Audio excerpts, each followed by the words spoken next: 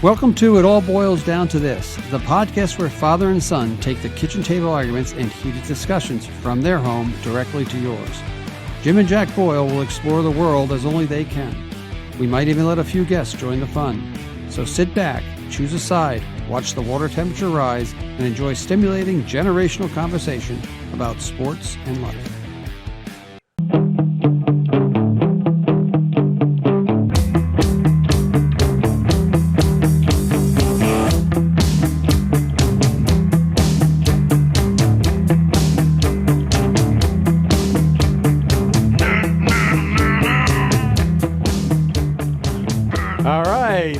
Thanks a lot. Welcome. And episode 17 of It All Boils Down to This. We have my nephew, David Immendorf, is in a band called Core Discord and has given us permission to play his song Catacombs. And the grunting there is, from what he told me, they've substituted that in just because they didn't have the words yet for the song, Jack. So we kind of love Core Discord, and we're going to try to get them to be the band of the show. Did they ever there's no song. They never finished that song. They should have finished the song. It's very much, it sounds like Enter Sandman, and he just grunt. It actually goes on. He does like different types of grunts later in the song. You should check it. It's on Spotify, probably on Apple Music. It's a funny song, but no, it's a good intro music. It's on Spotify, David. It's Chord Discord. And I got their shirt. Actually, I got the T-shirt underneath the University of New Hampshire sweatshirt. I want another T-shirt if we're playing their music. Yeah, we're promoting their music to like 50 new listeners. So I should get a T-shirt for that. You should. I'll make sure when we call them and say, David, you got to listen to the show. We led with Catacombs. Actually, good song to lead with, Catacombs, because the in-season basketball tournament started. The quarterfinals started last night, and the Celtics kind of spit the bit, we'll say. And I know we watched together like the last three quarters. The third quarter was atrocious. I think everything that's wrong with the Celtics was exacerbated in that third quarter. What do you got for me on that, Jackson? Yeah, no, their third quarters in general, I feel like this season have been terrible. They've gone into halftime a lot this year with like, last night it was a 7-point lead, but they've gone in with like 10, 11-point leads, and like within the first 2-3 minutes of the quarter, they're wiped away. But yeah, no, last night was horrible. They went into their iso ball stuff. Especially against that team where it wasn't just the iso. You could play iso ball on that team. It was the shots they were taking. The amount of pull-up threes Tatum and Brown, even Derek White and Drew Holiday were taking, and they were not dropping. It was offensive. That team could not guard you. They didn't have a player that could guard Jaylen Brown. They didn't have a player that could guard Jason Tatum. And they took way too many pull-up jump shots, and they could have went to the basket every time. I saw Tatum finish with like 32, 12, and 6 on 50% shooting. He was awful.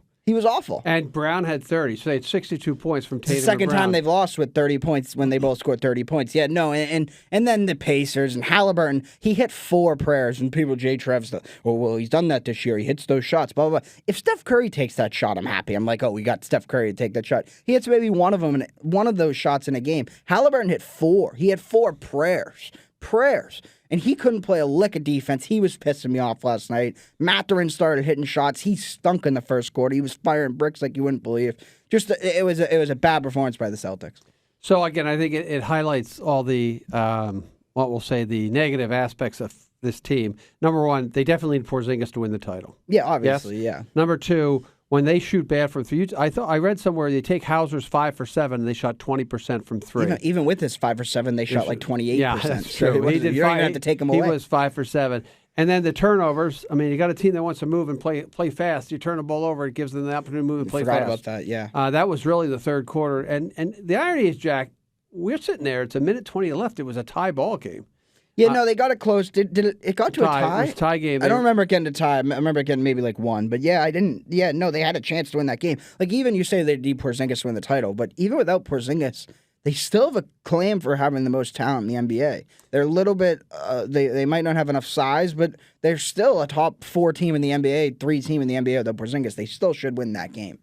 I think you're right. The only difference there, if that's got home, they win the game. On the road, it's a different story. Like, if that game's played in Vegas, they win the basketball game. I don't know about that. I think they do. They haven't lost at home this year. They're like 500 on the road. And that was like, that's at least a good sign, because if you look at the Celtics in the playoffs the past 2 years, they've been like below 500 at home in the playoffs. Yes. And they've won. Remember how many big road games the Celtics have won? They won in Milwaukee. They won a Game 6 in Milwaukee, Game 6 in Philly, a Game 7 in Miami. They won a Game 6 in Miami.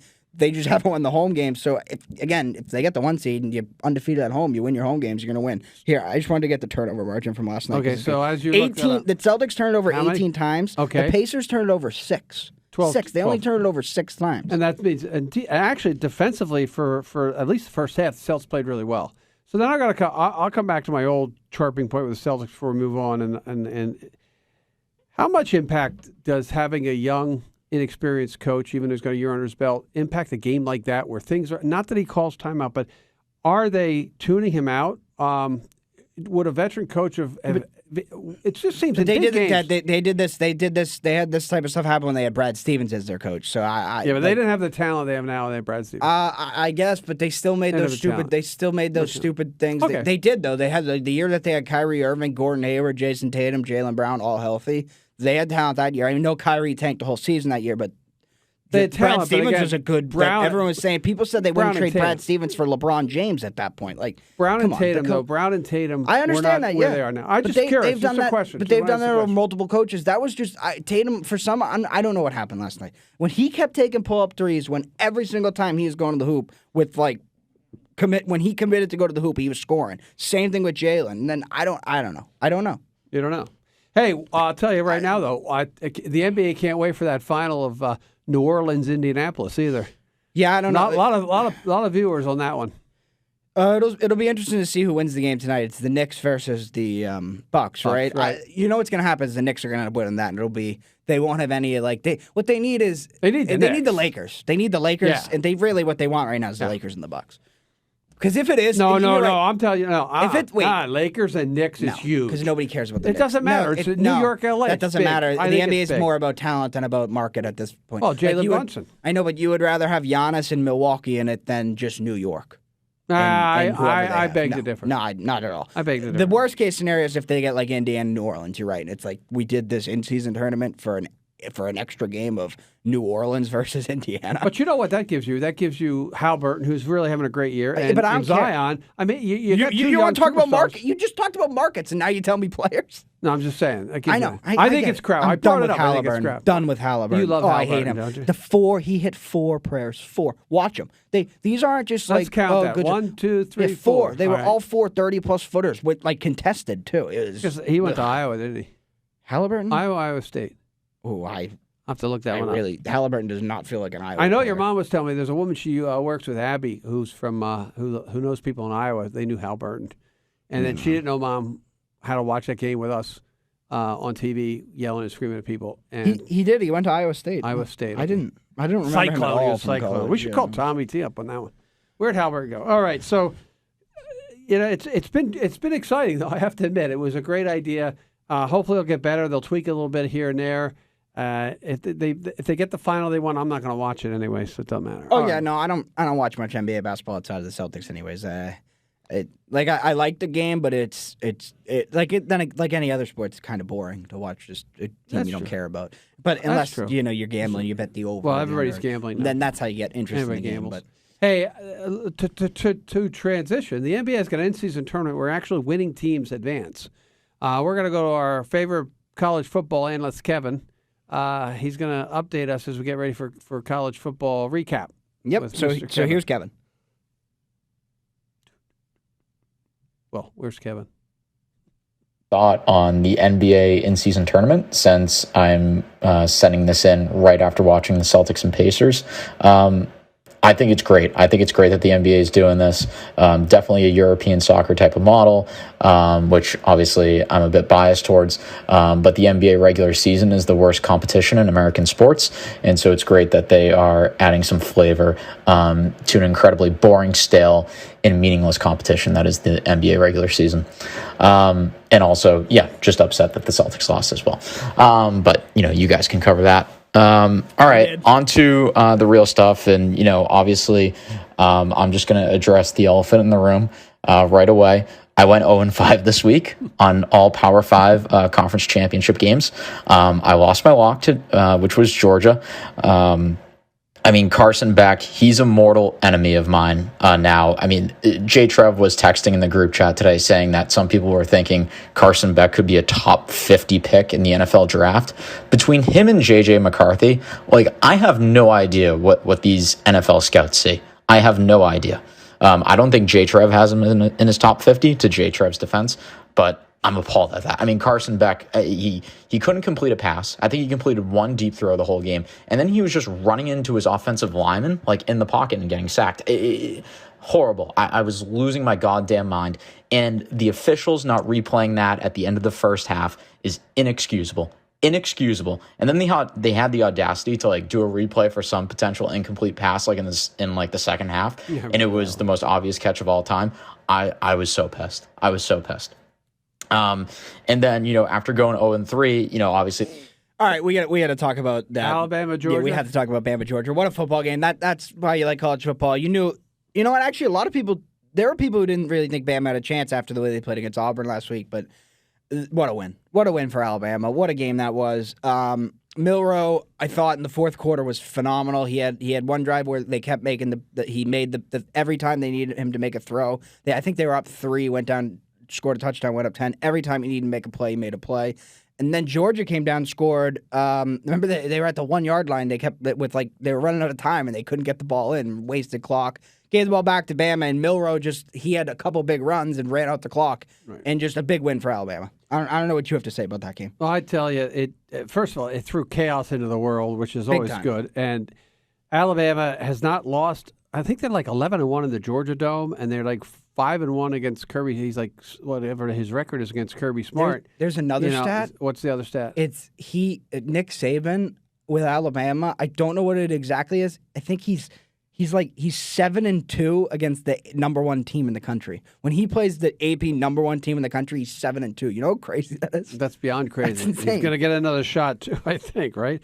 No, yeah, they are. Georgia, right. Georgia was playing with fire all year. I mean, they did dominate towards the end of the season, but again, like Kevin says, quarterback is quarterback, and Milroe just outplayed him. I mean, simple as that. Yeah. So one thing I do have to say about Georgia is they insisted on playing these 2 injured receivers that they had. So Bowers, he was healthy enough. He had like 5 catches, 53 yards, but he wasn't super healthy, and he wasn't really, he didn't have the impact that he normally has in how he helps Carson Beck and all that. But the other guy, this McConkey guy, I know. I don't know much. He couldn't even move, and he kept coming back out on the field. It was like you were playing with 10 men with him. He was useless. They kept playing him. One of the things you find out about coaches is they're comfortable with who they're comfortable with, and I guess Kirby decided that at 85% or 80% or 75%, he's better than what we have back. He's been hurt most of the year. And I know that. You cannot tell me Georgia does not have some 5-star recruit, wide receiver, freshman or sophomore on their bench that can maybe get open better. Obviously they don't, because that would have been out there.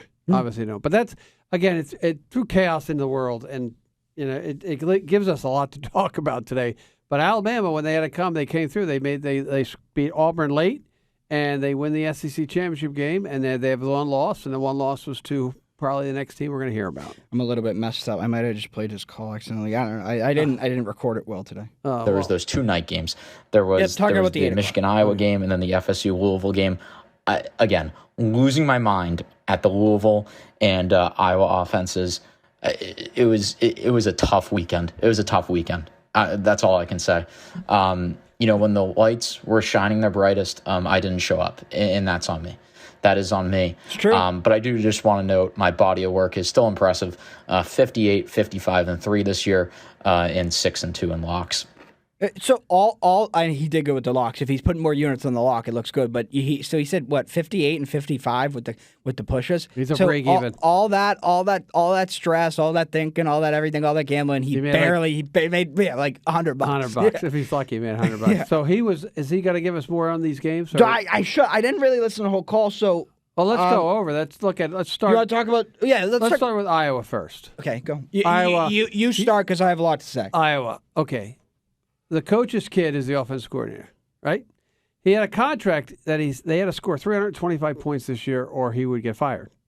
They scored 120 less points. They scored like 205 points. Yeah, I was going to say, they didn't even come close. Unbelievable. Their defense is great.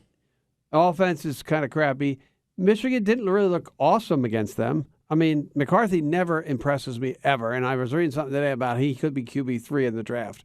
So Michigan did what they had to do. My buddy was back on the sidelines. They get their comeuppance because instead of getting Washington or Texas, they end up getting Alabama. So on that game, Iowa did. Oh man! Hopefully the Big Ten does what everybody else is starting to do and go 1 through 20, and the top 2 teams play it off instead of East and West. Yeah, so I was allowed 2 locks this week because I'm trying to catch up to Kevin, so we have the same number at the end of the year. Because I was 3-2 going to this week, he was 6-1. One of my locks was Iowa plus 23. I just thought, you know what, that's too much points. It's too many points. Even with Iowa not scoring, they're going to cover this. They didn't cover. It was the right bet. It was. They gave up. The quarterback threw an interception. They're on red zone. Michigan was starting on their 5-yard line. That was the only time they scored an easy touchdown. Another touchdown they scored. The kick. They had a punt return all the way down to the 5-yard line. Guys missed the tackle. They could have had them down inside their own 10, but Michigan. The 2 times they gave them the field, they gave them 14 points pretty easily. The other 12 points that they scored, they really had to work for. So if you think about that, were those the only 2 touchdowns Michigan scored? And then they kicked 4 field goals. Yeah, I think so. They scored 2 touchdowns starting on basically the opposing team's 5-yard line. And then they scored kicks the whole game. So that was plus 23 should have covered. Gambling. It should have covered. It was the right pick. No, I'm not ashamed of that pick. My other lock, though, Florida State was plus. I was getting a point against Louisville. They totally shut them down. So that gets me to 4-3 on locks. Kevin 6-2. I'll have to pick up an extra one coming up because I have to catch up and have the same amount of Kevin. But the FSU defense, back-to-back weeks, shut down Florida in that second half and totally shut down Louisville this whole game. JTrev's boy, I gave him crap. He came in here. Jared Verse, defensive end for Florida State, who he had ranked lower than most people, like the Kuipers of the world and the McShays. He had him ranked in the 20s. Those guys had him around 10. Totally dominated these last 2 games. In this game against Louisville, 9 quarterback pressures. I think he had 2 sacks. He had 1 sack where he literally just pushed the left tackle into the quarterback and sacked him with the tackle. So shout out to JTrev. Hopefully Jared Verse is moving up in JTrev's rankings. So FSU was my lock of the week, and I did win that one. You're 2-3 now. I'm on a roll, ready to come back. My locks. We're gonna figure this out next year. We're gonna have a big competition. One of the things is I am not good at locks of the week, but FSU. We'll talk more about them later. But again, they deserve to win the football game. Freshman quarterback with absolutely no time to prepare against the Louisville team, which was probably very mediocre. What do we got next from Kevin? We got a lot, I think. My body of work is still impressive. People were. I thought it was pretty much a consensus across the board that Oregon was going to win this game. It seemed very obvious. Oregon was getting quality win after quality win, beating people by significant amounts. Meanwhile, Washington was barely getting to the finish line, really struggling in pretty much every game that they've played in since beating Oregon. And then Washington played their best game since beating Oregon 2 months ago.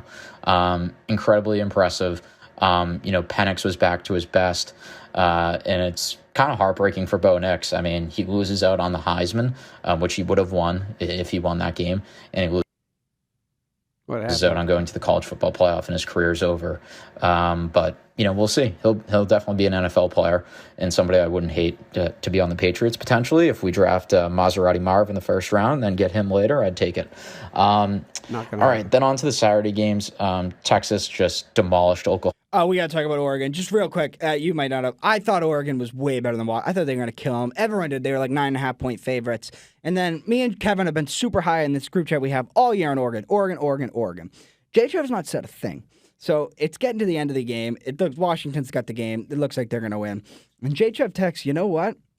I haven't been as high on Oregon as everybody else has. And me and Kevin, right? Listen to this. This is the beauty of this podcast. And me and Kevin are like, what, JTrev, you've been real quiet with that take. You have not, we haven't heard you say that about Oregon a lot. So guess what? We went back and listened to the podcast, and we gave our playoff predictions. JTrev said that Oregon was going to beat Washington. They'd be in the playoffs. And JTrev tried to go, oh, yeah. So we canceled JTrev with that there. That's all I had to say about Oregon. Him coming in, I'm not that high on Oregon. You picked them. Oregon just got Washington was a better football team. Penix played great. On that night, better football. And Bo Nix is much better football team. They killed him. Bo Nix hasn't won a goddamn thing in 6 years. Yeah, well, that's what happens. He's got good stats. What, you got one more game to give me? I guess. I don't Unless know. he's going to give us like No. He won't. Liberty. No, yeah, Liberty. No, he'll have this one. Don't he? Okay. Oklahoma State, that was going to be my like potential lock, and then I switched to Georgia. I mean, they both lost, but I feel a bit better about the Georgia one than if I were to pick Oklahoma State because they lost by $1 trillion. Impressive win by Texas on this one, but Oklahoma State is not a great football team, and I would just say if you look at Texas's schedule, besides beating Bama, which was a different Bama team in like week 2 or 3 or whenever they played them, they don't really have a lot of quality wins. I mean, they lost to Oklahoma in the Red River. And then besides that, I mean, they squeaked out wins against teams like Kansas State. But I'm not convinced by Texas. That's all I'll say. I'm not convinced by them. But I'm not going to give a playoff preview yet because Jack doesn't want to give me a playoff doesn't want me to give you a playoff preview. So I'll hold back on Jack. that. I don't need Next game, obviously the big one, Bama beats Georgia. He talked about this. You just got to give Nick Kevin, Saban and ex Notre Dame guy Tommy Rees just huge credit in terms of building this team back up. I mean, they are a wagon right now. They look unstoppable. I think Milroe is going to win the Heisman next year. I think that's a take. through this season, and if he gets year. another offseason to kind of hone his craft, on just Till he his breaks passing his leg. game. I mean, he's unstoppable once he gets out of the pocket or running in the open field. I mean, he's incredible. So, I won't give a playoff preview there, but I think you know where I'm going. Yeah, we do. Michigan, Iowa, I have no comment on this other than the fact that, it's embarrassing how bad Iowa is at, playing offense. True. Crazy. They could have played that game for 8 quarters and Iowa wouldn't have scored. Probably Insane. not. And then, FSU beats Louisville. Horrible game. Just horrible quarterback play. It was just a bad game, and credit to FSU for winning with their 3rd string QB. But kind of embarrassing on Louisville's part. I just expected more from that team, just in general. But on to, what the committee decided. Michigan, Washington, Texas, Bama. I mean, that's the right 4. Those are the 4 best teams. And if they were to put in FSU, that wouldn't have been right. Maybe the real dilemma is hey, if Jordan Travis is healthy and they win the ACC, then does Bama still not get in? It's I don't know. In that scenario, I almost think Bama might have gotten in and FSU, and then Texas wouldn't have made it in. I don't know. But anyway, that's a hypothetical scenario that, will never happen again. But I feel bad for FSU. But, it wouldn't have been right for them to make it over Bama because, Bama's essentially, the odds-on favorite at this point to win it all. So I think the committee got it 100% right. And also just quick note on FSU, they had the 55th hardest strength of schedule, and Bama had the 5th. It's just FSU is untested. Besides beating LSU, similar to how Texas beat Bama early, FSU beating Clemson early, different. Clemson got better as the season went on, and Jack loves them now, but they were a different team back then. And so I'll be back for, my playoff and bowl preview whenever your last pod is before the new year. But I just want to know, it's kind of sad that these bowl games that are going to be going on is just going to be hampered by the transfer portal. Every quarterback in the country that's not in the playoffs seems like they're transferring. It's just crazy. The quality of these games, I don't think are going to be high. And it's unfortunate. It really is. In between that and the coaching carousel in college, it's just the quality of these bowl games are not going to be high, I don't think. And that's really unfortunate. So would love to hear your guys' thoughts on that and just the transfer portal in general. But that's it from me, guys. And look forward to coming back and hopefully, giving some picks that actually win next time as we get towards the playoffs. So see you guys. I should have had him do an Army-Navy pick. Yeah, we should have. It's But easy. yeah, there's a lot I disagree with what he said. You can go first. Can I go first? Yeah. First, so let's go to the bowl games, which are completely irrelevant anyway. They're just 6 extra weeks of practice for most Power 5 teams. It's not just the transfer portal of the bowl games; it's everything. The guys are opting out left and right because they don't want to get hurt, and it's just a nice little fun trip. And I do know we get Penn State, Mississippi, Ole Miss in that piece. But that's the transfer portal coaching carousel. It's been going on forever. Not transfer portal, but the coaching carousel's happened forever. And Temple got screwed out of 2 bowl games because of that. So I'm used to that. There's big changes about to come. We'll talk about this also later if we have some time. We'll probably have dedicate a little show to it. Big changes are about to come to the NCAA and football and Division I football as we know it. And it's going to. I think the landscape of the whole amateur, we'll call it amateur sports, is going to change. But that's my take on the bowl game. We'll get to the FSU situation in a minute. What do you think, bowl game in Trip in? Bowl game, yeah, it sucks but that's been going on for a while. Like it's more. There's more transfers now. I get that, but A, I didn't really care about the bowl games anyways, and B, it's just been happening all the time, and especially with the draft, a lot of people like I said, Florida State's got a big game against Georgia. If Florida State wins that game, there are AP voters. There's an AP voter who said if Florida State beats Georgia, I will vote them number one in my final rankings, my final AP poll rankings. So if they win that game, they have every right to hang a national championship banner beating Georgia. But the issue with that, like JTrev, their best player on defense, Florida State, why would he play this game? Correct. Right? He came back. The thing with him, JTrev, he could have went to the draft last year. Him and his coach, they said, we have unfinished business. I'm coming back. We're getting this. We're going to the playoff. They did nothing wrong. They went undefeated. JTrev went undefeated. He doesn't get to go to the playoffs, so he really gets screwed. But yeah, that's my thoughts on the bowl. Now, let's go to the stuff. Kevin said, the first thing that I disagreed with, he said, is I agree with this because it's the best 4 teams. No, it's not. If you want it, because everyone's like, Georgia. Alabama made it over, Texas made it over, Alabama makes it over Florida State because they're the better team. No, Georgia is one of the best 4 teams. So if you were to do the best 4 teams, I would have Georgia in over Texas. And I would think about having Ohio State in over Washington. And I think the 4 best teams in college football, I truly think, are Michigan, Ohio State, Georgia, and Alabama. So him saying it's the 4 best teams, it's not. It's just not. I disagree on Ohio State. That quarterback's crap. And well, he's not there anymore, but he's not I know, crap. he We went over out. last week. We said he wasn't crap. Now he's crap? So that's, first, if Alabama played Georgia 10 times, neutral field, I think they beat Georgia 6. wins 7 times. No. I say Georgia wins 7. No, not from what I saw from that game. From what I saw from that game, I think it's the other way around. I think Alabama's better than Georgia. I don't. If Georgia's I think Bowers you have too much faith in Alabama. No. Too much faith in Alabama. Did you watch that game? I watched the game. They controlled that whole game. It wasn't like a fluky win or anything. If they played them 10 times, they'd win 6, I think. As I think much as better. I hate Michigan, and I hate Michigan, they're going to beat Alabama. Okay, yeah, finally we disagree. Well, good. Finally. So finally we disagree on what? We disagree just about everything on that. That's the thing. It's like Kevin backed me into being a Clemson fan. Now Nick Saban, who you said sucked 5 years ago, or was done 5 years ago, is backing you into being a Michigan fan. It's crazy. So back to the logic that everyone uses, all right, to say the 4 best teams.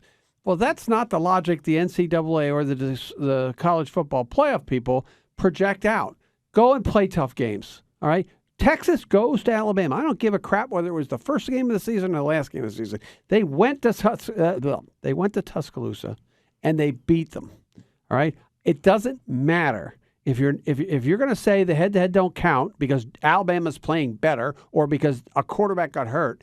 It doesn't matter then what you're saying. I just think Alabama's better wins, and they looked better in their wins. Like, yeah, they had better Texas wins. They beat a sub 500 Auburn team but that's with a a lucky rivalry last game. second shot. No, it doesn't matter. Rivalry games are crap. It's a rivalry game at Auburn. It's a tough game. FSU beat Florida, they beat Miami, and they beat Clemson. 3 rivalry games. Yeah. So my thing is, I think Florida State, and I know nobody has this take besides me right now, and they couldn't do. I think Florida State should be in over Texas.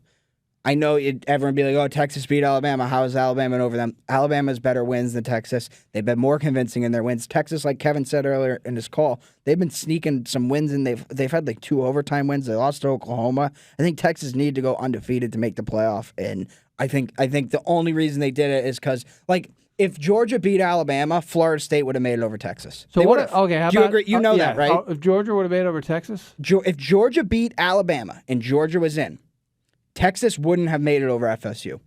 no, agree. The only reason they made it is because they beat Alabama. I agree with you on 100. That's absolutely right. That's but the problem. I still with it. think they shouldn't have made it Texas. I think Florida State should have made it over Texas. That's my take. I think Florida State should have made it over Alabama. No, you can't leave out Yes. you can't leave out the SEC champion. Why not? You know why? Because it's the best conference, and they beat Georgia, who has lost.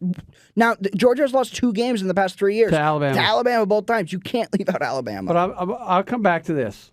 It all comes down to one thing, and it's it.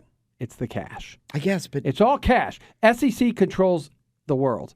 And the Big Ten, my point will be how FSU screwed themselves. Big Ten, ACC, and the Big 12 all got together a couple years ago and said, the SEC is trying to take over this crap with this 12. They're going to get 4 teams, and let's push it out. They should have had 12 this year, but because of the little consortium they put together, they go to 12 next year. So there's blame everywhere, and college football is such a it's run so horribly for the last 80 years anyway.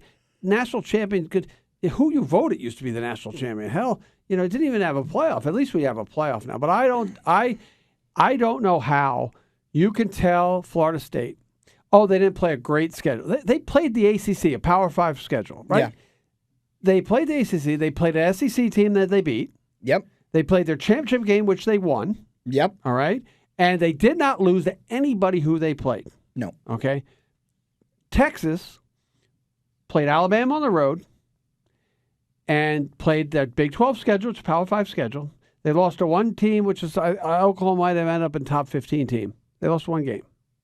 All right. But the game they lost was not to a team they beat. Alabama lost to a team that beat them, which is Texas. So again, it's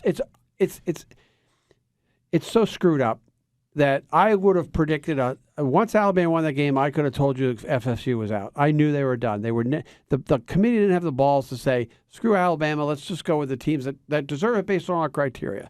So again, it's a tournament. It's a tournament that. Okay, so then who doesn't deserve it? Washington don't go. I told you. I said why Texas. is Washington more valuable? Texas. I know, but why is Washington more valuable than Florida State?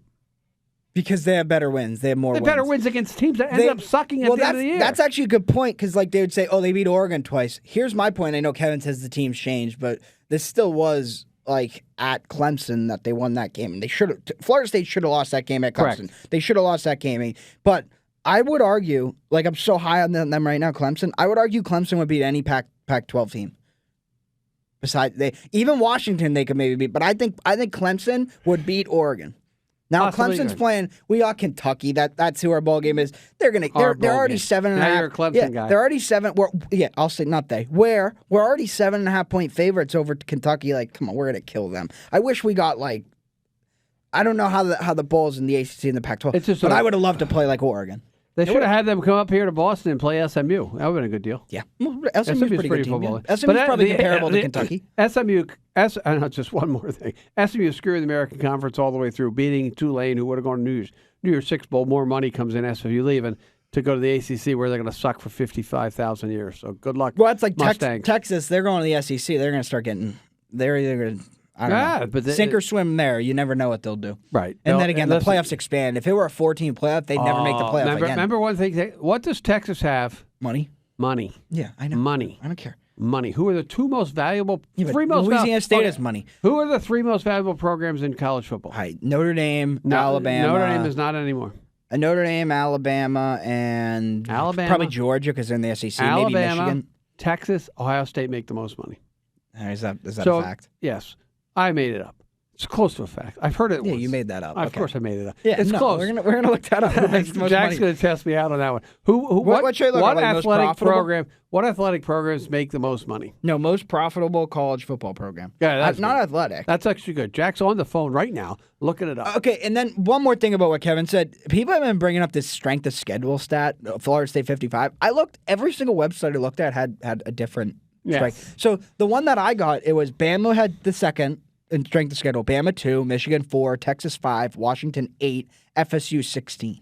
That's pretty good strength of schedule because you got to play your conference. But that's the thing with FSU. You tell them, what was the point of you guys playing LSU? Right. What was the point of you winning that game? What was Wouldn't the point? matter. They could have beat anybody else. But there was a point of Texas beating Alabama because of the way it worked out. But if say we ended up with the situation LSU was Alabama, LSU won the SEC, then FSU's in because they beat LSU, right? And Texas would have got left out, right? If they're Alabama. The only scenario, you're right. The only scenario where FSU got left out was Alabama winning. Should we do revenue? Yeah. Ohio State and Texas lead the way. Yeah, there you go. I was right. I had Ohio State, Texas. Hey, Penn State 9th. Where's Ole Miss? Who's number 3? Oh, we got to talk about that. Ole Miss is playing I know, Penn State. But who's number 3?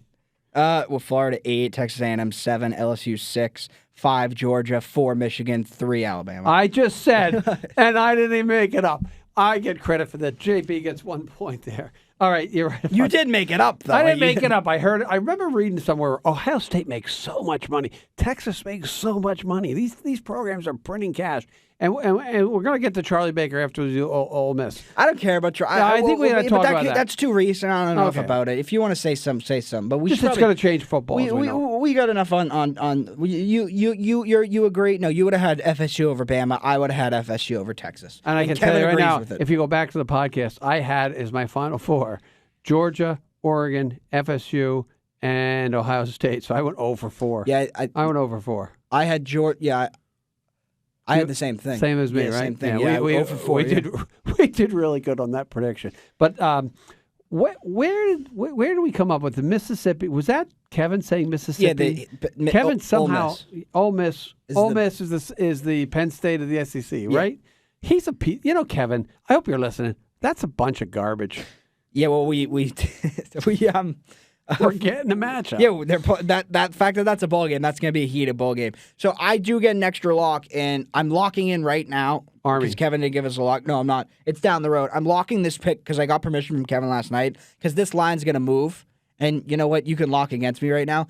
Right now, Alabama's a 1.5 underdog against Michigan. I think by kickoff, they'll probably be like 3-point favorites. So I'm locking in right now Alabama plus 1.5.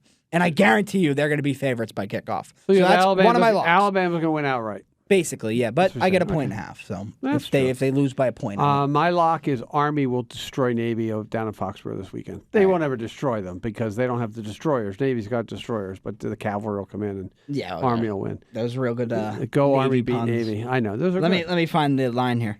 The line today. The line, I think it was, I thought I saw it was like 2 points. 4.5. I would get Army should be favored by 4.5. Although UMass beat Army 2.5. You know what's funny about that? This is the greatest thing ever, Chris. If you're listening, didn't UMass beat Army? Yeah, and then and next week Army beat Air Force. And the funniest thing about that is Temple beat Navy. So the two crappiest teams in Division I, Temple and UMass, beat Army and Navy, and now they're playing each other. So shout out to JTrev. I got his University of New Hampshire shirt on. Shout out to JTrev because he's been producing for us. Let's get to JTrev soon. We gotta let's go over the NFL. So the first game I have on here. What was the Thursday night game? I don't recall. Was Seattle and Dallas wasn't on Thursday night, was it? Yes, it was. Okay, it was then. Okay, yeah. How about that? Dak Prescott, 41-35 Cowboys. Dak Prescott in that building is playing like there's not even I can't say he's playing like Mahomes or Brady or he's playing better than anything I've ever seen. And I just read today that Brock Purdy for MVP. How can Dak Prescott be not over Brock Purdy? But the thing with how can Dak Prescott be not over him? The Brock Purdy MVP thing is, do you remember what happened to Brock Purdy when like his weapons weren't playing? Those 3 games. How are you the MVP when your actual valuable players aren't playing and you stink and you don't pick it up? Why is McCaffrey or Trent Williams the left tackle? Why are they not the MVPs of that team? They're the more important players, quite obviously. I think McCaffrey's the most important player in that field for them. And it's probably Trent Williams, honestly. Maybe. He's like the best tackle probably in football. Their coach. Yeah, he really was. He so dominated the Eagles. I'm going to jump on the Dak Prescott bandwagon until this week when they lose. If they lose, big game this week. Big game against the Eagles. Yeah, I was trying to write a little creed for the Dak Prescott fan club, but I was struggling. A little poem. Indianapolis Colts beat the Texans. Colts very much alive in the wild card race. JTrev's pumped. I don't have much to say about that. Good for them. I mean, Gardner Minshew. That was it. They squeaked that out late, I think, right? Yeah, they won by 3. No, it was a good win. I saw the end of that game because every game. That game took forever to end. Because the Patriots suck so bad. Patriots suck so bad. We saw like 2 extra overtime games. That one and the Washington game, whatever that was. Okay, go. Detroit blew out who they. This got cut off. They blew somebody out. Detroit did. Detroit, they're up and down, hot and cold. I don't think they can beat. They maybe. You know what? They probably have a chance at winning a playoff game. They could win a playoff probably game. Do. Maybe one. They probably do. Yeah, because they're going to get they got a home game, so they probably do. The Dolphins, who I called sneaky underrated last week because like everyone was sick of them because they can't beat a good team. I know Washington's not a good team, but 45-15, they've had some blowout wins this year, like total blowouts. Yeah, and again, it goes to that team. They got a great offense. Again, it's going to come to matchups. They get a game at home in the wintertime where it's warmer. It's a crapshoot, but back to the Dan Marino days for Tua. Houston beat Denver, keeps them alive in the wild card race. If you go to the AFC South, Jacksonville's 8-4, Indianapolis is 75, Houston's 7-5. So I think Houston, I have a little bit more faith in them than the Colts, just because of the quarterback, I guess. Yeah, I think that's true. But let's go. We'll do the Jacksonville game. Jacksonville's a big game to talk about from last night. But yeah, that whole division is, Houston snuck by. CJ did a good job. Yeah, they won that game on the road, I think, right? Woohoo. Houston. No, they were at home. Yeah, no, they were at home. Yeah, Tampa Bay beat Carolina by 3. Nobody cares. We could have used the Carolina win here in New England. Nobody cares. The Rams killed the Browns. The Browns season's over. I mean, the quarterback's gone. Who cares? Did Flacco play? Back? Yes, he did. How was he? I don't know. Probably not that good. I'll tell you something. That Rams team is something where if they get healthy, he's a quarterback who's won. Stafford. What the greatest thing could happen would be Rams versus Lions in the first round of the playoffs. Stafford versus Goff will be awesome. That's what I want to see. That would be an interesting matchup, but it really doesn't matter because both teams won that trade already. So right. The Rams can't. We talked about this in a different podcast. San Francisco, that big game of the week. San Francisco just killed the Eagles. They scored. They might have scored 5 or 6 straight touchdowns on drives. They were phenomenal. I've been telling Pop, my father, your Papa, that the Eagles are a fraud team. Because they've been winning close games. We'll see what happens. Next week's big for them. Yeah. And, if you think about it, if Dallas beats the Eagles next week, the Eagles are now down to the 4th seeded team, 5th seeded team. Well, no, they'd still have 3 losses. They'd all have 3 losses, yeah, I think. Yeah, it's weird. I think Dallas is favoring that game. That is in Dallas. That's the game where it's like Dak Prescott, if you're going to win the Super Bowl, if you're going to win the MVP, you got to do it in that game. I wonder if is that flex? Is that a Sunday night game? I don't know. The Pats got flexed. Look that up. The Patrick Mahomes got flexed out of primetime because the Patriots are so bad. Do you see that? Yeah, I saw that. Well, the Thursday night game this next week is the primetime Thursday night game is what is it? Patriots versus Steelers. It's Steelers actually still in the playoff hunt. Yeah, but come on, it's one of the more boring offenses in the NFL. They're like the Patriots with a little bit more competence. Honestly, there's not much difference in the Patriots and the Steelers besides the fact that the Steelers have found ways to win games. The Patriots haven't. Sunday night. Patriots offense is a lot worse. Sunday night is Philly Dallas. Yeah, I would imagine that. Yeah. All right. Now JTrev's talked about the games they didn't cover. He's got them all covered here. So let's go with his. I got a lot to read here. Oh, you get to read it. We got a bunch. I got to print it out. Do you want me to read one? Maybe. Well, I'll start. So it starts with the team of the week. So don't look now, but the Green Bay Packers are currently slated in the NFC's final wildcard spot with 5 weeks remaining. Compared to the discussion around this football team a little more than 3 weeks ago heading into their game with the Chargers, it has been a remarkable turnaround. The game marked the beginning of the Packers' 3-game winning streak, which was capped by their win on Sunday night against the Chiefs at Lambeau. How has this team gone from being 2-5 with slim playoff chances and a quarterback who looked like a deer in headlights in most games to a 6-6 club with legitimate playoff aspirations and a quarterback who looks like he may be the next franchise guy? Well, that quarterback is largely responsible for this turnaround. The progression Jordan Love has shown from week 1 to now is night and day and is a huge testament to his work ethic and natural abilities that made him worthy of a first-round pick 3 years ago. The game has slowed down a ton for Love. He looks much more comfortable maneuvering the pocket and making pre-snap reads at the line of scrimmage. He isn't taking as many sacks and has been doing an excellent job of protecting the football and limiting the big mistakes. Turnovers and drive-killing sacks were a huge problem for the offense during the first part of the season, and it resulted in Matt LaFleur being constantly asked who those issues fell on and why they were occurring. Credit to LaFleur for showing great confidence in his young quarterback and working side by side to improve on these issues. He deserves a ton of credit for the turnaround as well. Between using more play action, putting a greater emphasis on the run game, and using a sixth man as an extra protector on a lot of plays, he has made things a lot easier on Love. These efforts, combined with some of the young weapons like Christian Watson and Jaden Reed really emerging, has made the offense fun to watch. Many Packers fans would pack defensive coordinator Joe Barry's bags tomorrow and send him out of town, but the reality is that side of the ball is playing well during this resurgence while limiting big plays and creating lots of pressure up front. In a messy NFC wildcard race, the Packers should be here to stay. Jordan Love, man, he outplayed Mahomes for sure in that Sunday night game. And got to give him a lot of credit. The coach a lot of credit there. There was a lot of fire on him when they started bad. The Jordan Love hate, or the hate for Jordan Love was immense. And I give the guy credit. I'll tell you something about Kansas City. I know you love Kansas City, but I'm starting to question whether they can win. Well, the issue right now with Kansas City is their quarterback is not playing well. That's it. Honestly, it's not even the drops anymore. It's not the quarterback is not playing well. They had a chance to go down drive. They had in the fourth quarter, I think twice actually. But the first one, they had a chance to go down the field drive. He threw one of the worst interceptions I've ever seen. There was also a bad non-interference call. I think. Yeah, but that was it was a terrible non-interference call. He got bailed out on a roughing the passer call where he was still in bounds and the dude lit him up. But no, right now Mahomes is not playing well enough to win a Super Bowl. Simple as that. Simple as that. Just goes on that. He lost his offensive coordinator to Washington, didn't he? right? Yeah, Bieniemy but left. Does that impact it? No, because Andy Reid's still there, and Andy Reid's designed a lot of those plays as well, and he's worked with Nagy before, so I don't really think so. But yeah, Jordan Love, if they go from Favre to Rodgers, and then this Love guy's good, like what's going on there? How are they doing this? Not even missing it. It's not even the any irony in between. the irony is that it's probably It's the exact same thing. It's different GMs too, but it's coaching. That's all coaching. No, it's not. It's not just coaching. You have to actually. The guy has to have be talent. good, but it's you coaching. could have, like you said, you could Bill Belichick, great coach. If Mac Jones doesn't have talent, you're not going to make him a good quarterback. True. So they have somehow identified. It's like the exact same situation as Rodgers too. Didn't Rodgers sit on the bench for 2-3 years? Love sat on the bench for 3 years and then came in. Yes. I don't know if he keeps this up, like.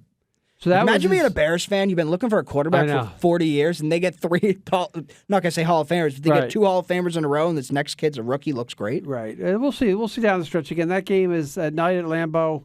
KC didn't play great. Green Bay's on a roll. We'll see what happens the next couple of weeks. They're just out of the wild card spot. The thing that the compliment I will give him is like, if you done coughing? Keep going. No, we're gonna wait. Oh, go. Cough. Go. No, I got to sneeze. That was a sneeze. Sneeze. Go. Let's hear it. Okay. If you're a Taylor Swift fan and you're like just watching football and whatever, because it was the Taylor Swift versus Simone Biles game. Simone Biles' boyfriend on the Packers, Taylor Swift's boyfriend. That's right. They Simone both Biles. at the game. But this is the greatest compliment I can pay to Jordan Love. If you know nothing about football and you were watching that game, but you've heard of Patrick Mahomes and like the mystique of Patrick Mahomes, right. And you knew nothing about football, you'd come out of that game thinking Jordan Love was Patrick Mahomes. He played the Patrick Mahomes role better than Patrick Mahomes did. He looked like Patrick Mahomes in that game, and Mahomes looked like the rookie quarterback. He really, honestly, he did. Mahomes looked awful. And so you got to say, who's the greater girlfriend, Simone Biles or Taylor Swift? well, they both. For you, a man out there, They both are like the greatest in their respective That's true. things that they do. So. When Amanda comes in, we're going to ask her that question. Simone Biles, Taylor Swift. Yeah, okay. She loves that cheerleading gymnastics. Simone Biles, hot take, she should not be at the Olympics in 2024. I know she went through stuff in 2020 and that, but you know Let's what? go back to she football. can't go back in 2024. Leave it for somebody Let's go else. back to football. No, I had to make that take. I had She deserves to do whatever She's she like wants the greatest to do. gymnast of all time, but Anything no, she wants to do, she shouldn't do. No, well, Okay. she didn't compete in 2020 Because she hurt had the them. freak show in her head. What if it happens again? Then it happens again. Then they don't win. You got to win. No, bullshit. All right, well, the worst team of the week, maybe, just maybe, when teams try to frame certain individuals as scapegoats for their failures, there is actually a problem with the operation on a larger level. Talking to you, Jets and Steelers, let's start with the Jets. I'm not going to sit here and say Zach Wilson is a legitimate start in this league. My vision does get made fun of from time to time, but I do have eyeballs. It has been a struggle for the man since he entered the league. What I am suggesting is he has received little to no help from the organization that drafted him. The Jets drafted him in 2021 and paired him with a first-time head coach that is a defensive guy. I like Saleh, and I think he will get another crack at being the head man if things continue to go south with the Jets, but there should have been more consideration of bringing one of the top up-and-coming offensive minds to lead the team. The offensive line has been one of the worst units in the league the past 3 seasons, even though the front office has tried to address it through the draft and free agency. The skilled talent has also been below average, and sure, Garrett Wilson and Breece Hall are dudes, but who else do they have right now? Nathaniel Hackett flamed out as a head coach, but he seemed like a quality hire as a coordinator. It has been a train wreck so far. There's no creativity, no sign of big picture adjustments week to week, and no attempts to be aggressive and push the ball. The recent change to Tim Boyle at quarterback has predictably been horrible, with the most recent evidence being Sunday's 8-point output against the Falcons without a touchdown that included a safety. Shifting gears to the Steelers, I am definitely not going to stick up for offensive coordinator Matt Canada. I thought you should have been fired last year, but the process of firing him a few weeks ago was that the offense would turn a necessary corner in their pursuit of the playoffs. The Steelers had 3 points at half against the Arizona Cardinals this week and remained at that total until a garbage time touchdown. Mike Tomlin is one of the best head coaches out there and is a model of consistency, but when was the last time he's won a playoff game? 2017 in the divisional round is the answer. He is a longtime defensive guru, and the Steelers' defense is always one of the top units, but he has failed to evolve on offense with ideas of appropriate hires like much of the league has. The offense hasn't been a unit other coaches study and take concepts from since the days of Antonio Brown and Le'Veon Bell. The front office drafted Kenny Pickett, who has been underwhelming so far. They put him behind a subpar offensive line and with a coordinator who never played to Pickett's strengths. Chase Claypool last year and Deontay Johnson this year have been examples of talented receivers who have serious effort and character red flags. George Pickens, while the ability is eye-popping, isn't exactly a model of consistent effort and coachability either. Matt Canada was the one designing and calling the plays, but there is much more going on. Boy, I can tell JTrev loves the Pittsburgh Steelers. So JTrev, he's He nice. loves them. He's nice in this stuff. Off his when he's not being like a journalist, he hates Mike Tomlin. He does. He hates him. He hates Mike Tomlin. He's always hated Mike Tomlin, and I don't think he really likes Robert Saleh like he said he does. But the reason he does not like Mike Tomlin, he never's liked Mike Tomlin. Never. Well, yeah, and both teams, again, I think the Jets, I like that analysis of the Jets, that they brought in a defensive guy and they drafted a guy third. Was Wilson? Second, right? Well, he's better than the third pick. Yeah, so they drafted him. And San Francisco are bailed out because they got the kid, right, Mr. Irrelevant. But I think that's good. That's good.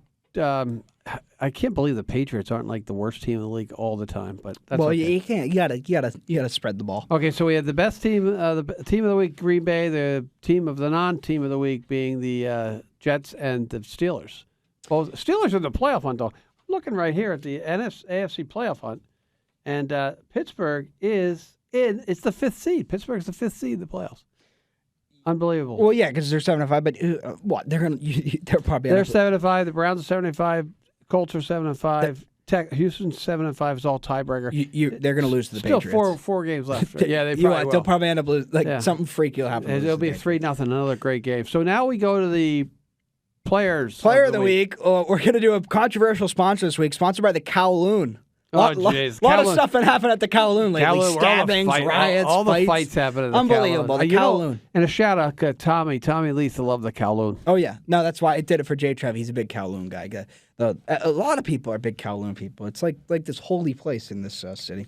Jake Browning balled out on Monday Night Football, leading the Bengals to a much-needed victory over the Jaguars that keeps them alive in the wildcard race. Browning was 10 for 12 on third down and 32 for 37 altogether, consistently making the big throw that was needed to sustain drives. Zach Taylor had a masterful game plan that allowed Browning to attack areas of the field he is clearly comfortable throwing to. Browning got it done with his legs rushing for a score and also picking up a key conversion on a scramble. Most impressively, 0 turnovers. With the game on the line in overtime, he led the game-winning drive as well. Shout out to Will Anderson of the Texans as well. The Broncos could not block him all game long, and watching that game closely, it felt like he was in Russell Wilson's face every snap. He's playing like Jared Verse. He lined up on both sides of the formation and dominated both of the Broncos' tackles on his way to 2 sacks and countless pressures. So the question on that Browning issue, if my boy McManus doesn't miss a field goal, did he? For he I could care less about that. He pushed a 50-yarder right, and then the other kid McFarland, whatever his name is, kicked the field goal to tie it up. McPherson, is that his name? Yeah, I think it's McPherson. Who's McFarland? Seth MacFarlane. Yeah, that's so. Again, that guy had a great game, no doubt about it. But if Trevor Lawrence don't get hurt, they lose. And what is a great game if you lose? What's Booger's last name? McFarland. It is McFarland. It is Booger. Yeah. Okay, Booger. Yeah. So we've got. But one thing about the Browning thing is, he's backup quarterback, but he's 32 for 37. It's like he's throwing to he has some good talent. It's like if he played for the Patriots yesterday, he would not have gone 32 for 37. He's throwing a. Correct. That's a very good point. Maybe Bailey Zappi's the worst player of the week this week. So we're not. Bailey Zappi doesn't get it, but the Patriots' offensive line as a whole has been an underrated part of their failure on offense. The ineptitude of the quarterback and the shortcomings of the receivers are popular talking points, and rightfully so. But the guys up front have done nothing to make things better. It has put the Patriots in a position to seriously consider taking a tackle with a top 5 pick. Cole Strange has been a disappointment at guard as a first-round pick. They can't figure out where to play Mike Owenu, who they are doing their best to ruin. He has put out plenty of good film out there in prior seasons and should do his best to get out of town. Meanwhile, Trent Brown has trouble deciding whether or not he wants to play most weeks. The entire line has failed to establish an identity the last 2 seasons since Coach Skarnecki retired. The Titans special teams deserve a shout-out too. They allowed back-to-back punts to be blocked by the Colts on Sunday, leading to the coordinator's firing the very next day. The second one was so bad that the Colts' Tony Brown got there so fast he practically had to wait for the punter to begin his kicking motion. These 2 plays, along with a missed extra point, were huge swings in determining the outcome of this game. So the Patriots' offensive line and the special teams, Titans. Special teams, but more specifically, like their kick blocking. Yeah, well, that was funny because the punter got hurt. Punt blocking. The punter's the holder. He got hurt. Nick Folk had an extra point that he missed because they put Tannehill in to be the holder, and he hadn't done it for a while. So that game was really that was an interesting football game as well. So yeah, I have the Patriots on my list. We haven't talked about the Patriots yet. So I don't know how much there is to talk about it. Belichick must know he's going somewhere next year because you can't throw Bailey Zappi. I mean, what else are you going to do? Well, yeah, throw Mac Jones out there at least. The craziest thing I heard is after the game, in the post game, people were praising Bailey. They hate Mac Jones so much they were praising Bailey Zappi, going, he put him in a position to win. They scored 0 points. The defense put them in a position to win. Defense has been great. I think that's the thing. That's the thing I think people are going to realize when Belichick leaves here, that Belichick has always been a defensive guy. He got fortunate to get Tom Brady for those 20 years, and it could mask some of his offensive deficiencies. But this team he puts out there defensively has kept them in the last 3 games. Yeah. They've scored 10 without points their 2 games? best defensive players too. Yes. So next year, I think, like I said, if the Patriots can get a good player in the draft and get some sort of quarterback that can at least throw the ball and improve some skill on offense, they can win 7, 8, 9 games next year easily. The Michigan kid, who's the Michigan kid who shot his mouth off, said we were ass? Peppers. Yeah, Peppers have played great for him. Yeah, I have to say the defense has to be depressed. Like, how do you go out and play? Yes, I agree with that. So they 10 or less points they've allowed in 3 straight losses. That hasn't happened since before the war. The war being World War II. Yeah, probably. So you're getting into like I. crazy stat territory. Yeah. It was like stuff that happened in like the 30s. Another thing I had, they were down 6-0 in the fourth quarter, and they had like a 4th down where it would have been like a I don't know how long, but like a 50-something yard field goal. It was going to be long, you're right. It was a 50-something yard field goal, and they went for it because they have absolutely no faith in that kicker. I saw something, he missed like 5 straight kicks in warm-ups at one point. Yeah. So, like, absolutely zero faith in him. So, yeah. Yeah, we got a visitor outside there. He's been around WCTV for a long time. Don Laird, right? Yeah. he has retired. He retired from here, about a year and a half ago. Yeah. Yeah, he used to work at the old yeah, building, he did. The old high school building. Don Laird, and he was he was on camera when I did old sports for him, and sort of thing. So yeah. I also have Zappi praise Gross. The praise that he was getting after the game for like not turning the ball over was like offensive. Right. Then I have Isbill back next year ? I think on that, Zappi praise is ridiculous. You don't score. You don't score. He didn't turn it over, think that. I could do that. I think that as much as the offense has left Bill behind, and it always has. If you look back on their last Super Bowl win was 13-3. Yeah, but they beat the Rams 13-3. But they went toe-to-toe at Arrowhead with the Chiefs on offense. That's true, and they won in overtime. That's true. They went toe-to-toe with one of the greatest offensive teams ever. True. That Chiefs offense. That's true. That Chiefs offense was that's true. But again, with Bill, I will say this. Be careful what you wish for because Agreed. You might tend to screw yourself. The thing is, but maybe if you tell him, I think he's gone. I think he's got a team out there. He's got a team out there. There's a team with a quarterback that wants him. They can build a defense around with pretty good draft picks. Why wouldn't he go to Chicago if he can be guaranteed to get the quarter Williams? I had Chargers and Commanders. So the Chargers have a quarterback that's at least decent. The Commanders, for him, they have the coordinator there, Bieniemy, who would be a perfect fit for to work with Bill, I guess. So I like the Chargers. The ownership group of the Commanders, I think, is going to make a play at Bill because they need a spark in that. I think that I like that Chargers idea, except for your the owner. Who's the owner? I forget. Who's the owner? Some old. Yeah, well, that's the same farty white guy, just like Kraft. Yeah, every single other owner in the NFL. Yeah, just like that. But that's what I think of. I think that you'll be careful what you wish for, because the biggest be careful what you wish for, and this guy's the most hated dude in the NFL right now. But how good of an offensive coordinator Josh McDaniels was? He took Mac Jones to the playoffs. They went to the playoffs with Mac Jones. He was a Pro Bowler, Mac Jones. That's true. That's how good of a coordinator he was. And everyone hates him, blah, blah, blah. The only place he works in the NFL is as Bill Belichick's offensive coordinator. It's Dean Spanos is the owner, born on May 26, 1950, chairman and owner of the National Football League's Los Angeles Chargers franchise. He's a son of Alex Spanos. How'd they make their money? Probably in real estate, if I had to guess. Just a quick guess. Out in L.A.? Out in L.A., yeah. Probably built like a shopping American billionaire, Alex Gus Spanos, American billionaire real estate developer. Yeah, there you go. So, yeah. Always guess real estate when it comes to those California guys with the money. Always guess real estate. So, all right, that's the Patriots. That's the NFL. We're wrapping up as we come up to our hourly segment. We talked about the in-season tournament. College basketball, just want to give a shout-out to the Arizona Wildcats who finally ascended to the number 1 ranking. Oh, they are one? Yeah, and Iowa got beat, right? All those teams are Iowa's losing. good. And the other thing about Iowa men are good. No. Shout out Kevin, what do you mean? No, you Kevin just thinks said they are. Iowa got beat. What are you talking about? You mean not any Purdue? good. Do you mean? Oh, did you mean Purdue. Purdue? I'm sorry, Purdue. I was about to say Iowa women. Iowa women's are. Iowa, yeah. I got Purdue. Iowa and Purdue are close. I saw like celebrities are The going to closest Iowa women. state. Like Jason Sudeikis was at the Yeah. Iowa women's game. Yeah. It's like she's a person must to see watch. TV. Yeah. And then in college basketball, I think Angel Reese is back too. college basketball, Connecticut dropped to 17th. They haven't been there for like 30 years. Connecticut. Women. Yes. The men are better than the women. Right now they are. Till he chokes and something happens. And then the Big Five. The big Oh, five. yeah, So I forgot about Villanova's the Yes, sixth forgot best about team that. in the Big Five. I forgot about we forgot. So for those listeners who might not know, I went to Temple, if you didn't know that. And Temple's part of the Philadelphia Big Five. Temple, Villanova, St. Joe, LaSalle, Penn.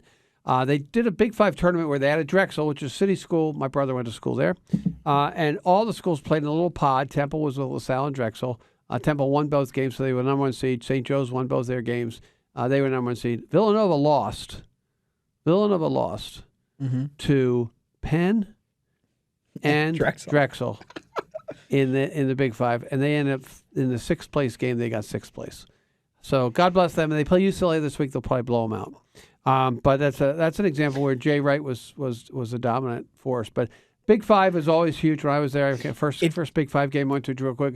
Saw a couple great games at the Palestra. Saw Granger Hall, great center for Temple, break his leg in a December game with hardly anybody in the stands. I got to see Mark Aguirre play with DePaul right on press row. I got press row tickets.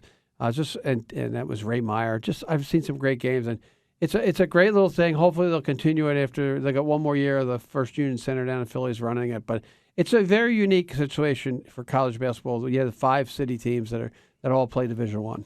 The craziest thing about Villanova, if you look at so they lost to Penn, then they beat Maryland, Yeah. They beat Texas Tech, they beat North Carolina, Yeah. They beat Memphis, Yeah. And then they lost to St. Joe's and Drexel. Yeah. So they lost to 3 Philly schools. They beat UNC. Yeah, I know. And they Unbelievable. And they got UCLA coming up. So that's Is UCLA good? Like with Cronin? Yeah, he's done Cronin. First of all, won the national championship a couple years ago. Cronin is good. If Cronin coached Wilmington High School, would they win the state title? No, but that's good transition. Jay Wright? Hey, real quick shout out to Coach Amico and his boys played their exhibition game against Boston Latin Academy yesterday. I got to see it. I think we might be a 10-win team out there. They're looking pretty good. All right. Hey, you should mark this down. Can you get their schedule? Can we even? I What's have their their schedule? schedule. Get their schedule. Get their schedule. Get their schedule. No, we'll get their schedule. We'll Okay. go win-loss. Then we're going to go win-loss for high school basketball team. Okay, here we go. You Hold saying that they're going to win 10 games in this conference that's a statement. I mean, that is a statement. 10 wins against that means you got to beat one of do they still play Winchester? No. Yeah, that's coming up first game. We're going to cover WCTV's got we're going to do I think 7 games. Yeah, this year. is WCTV promo here. We're promoting the basketball team. That's of course we're promoting the basketball team. This Jim Boyle, voice of the Wilmington Wildcats, coming to you live from Cushing Auditorium here on the campus of Wilmington High School. Are we going to get the Syracuse kid to replace you? He's going to be making a lot more money than me someday. Don't worry about that. Not a lot more money than me. It's probably hard to Yeah. I feel like only the top tier top percent of announcers make a lot of money, right? He There's probably did a ton of announcers that don't make a lot. He of money. did a great. He was awesome, by the way. Andrew Della Pina. Yeah, Great job. All right, you ready? Here we go. We're gonna. All right, game 1. So I'll tell you if it's a winner or loss. So for Chris Greco, John Amico, and all my friends, and I'll have to tell them to listen to this because they're going to love me because I put the over under 8.5, and after watching them last night, I got to go to 9.5. Shush, I'm going there.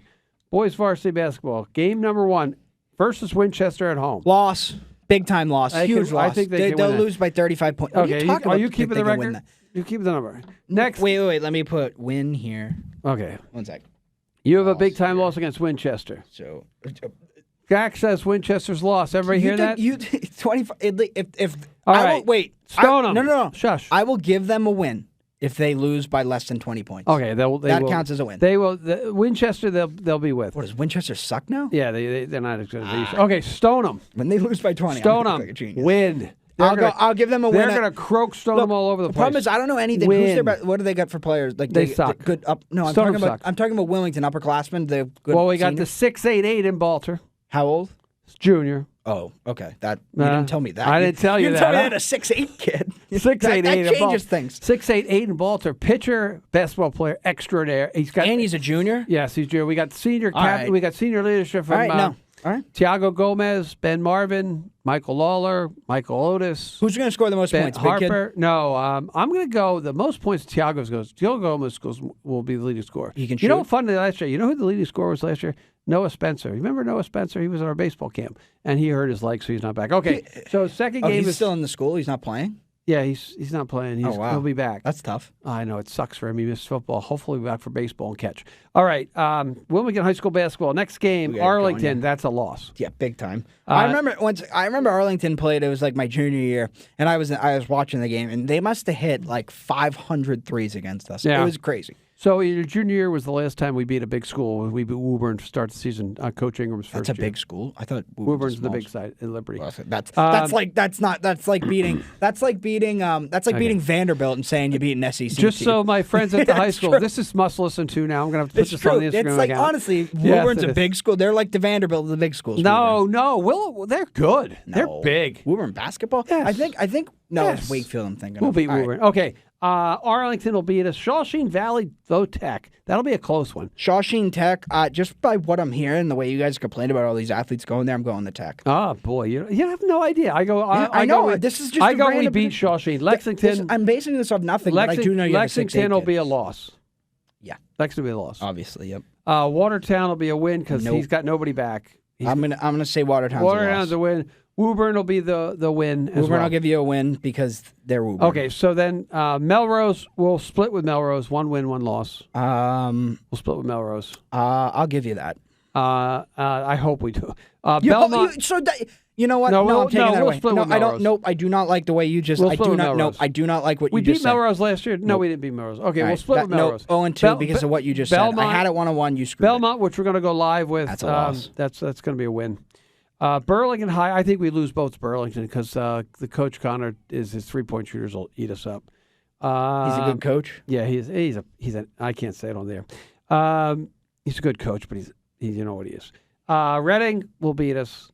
Wakefield will split with. I'll give you both against Wakefield.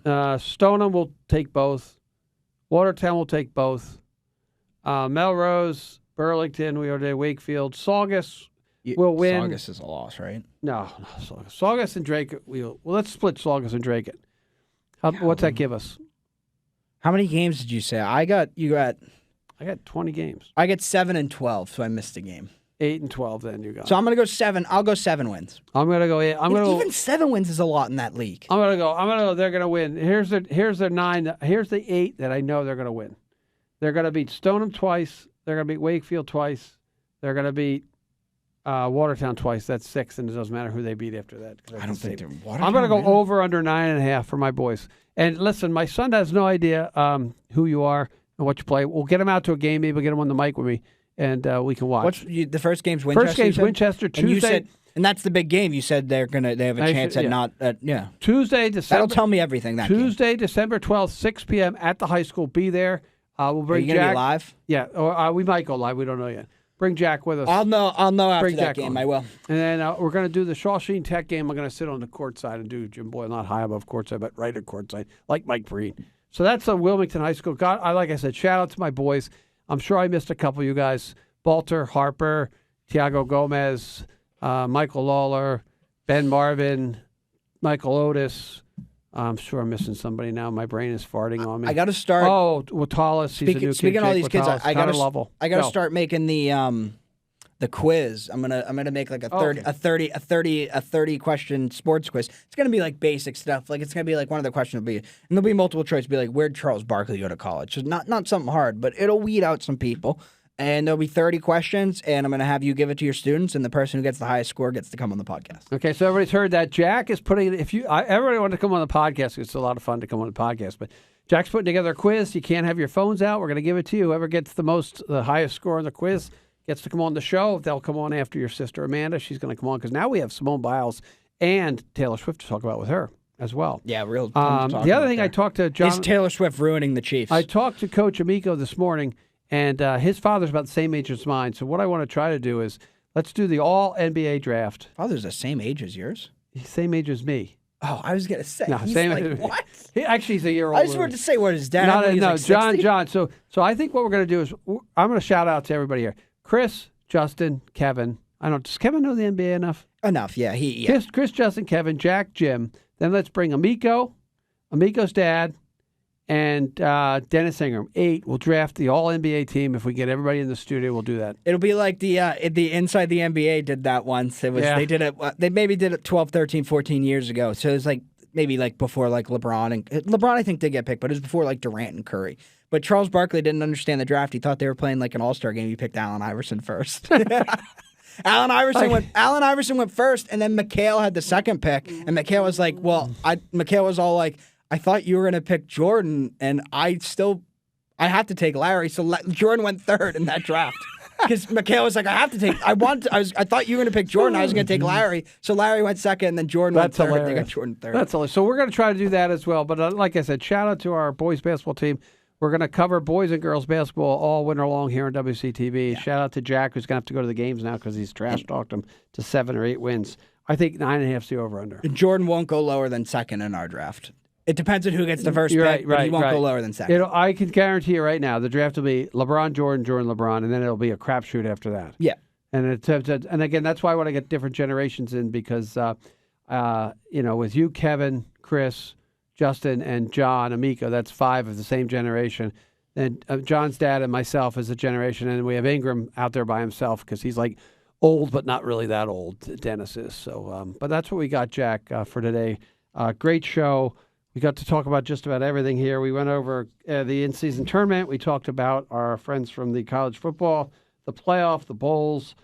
We'll get to just Charlie Baker at some point. The NFL. We talked about college basketball. We really had a nice little shout out there. Schedule of our Wilmington High School Wildcats boys basketball team. Again, we'll keep you posted throughout the podcast how they're doing, and we'll bring some guests on. Yep. One more thing, it looks like John Rahm's going to live like $600 million.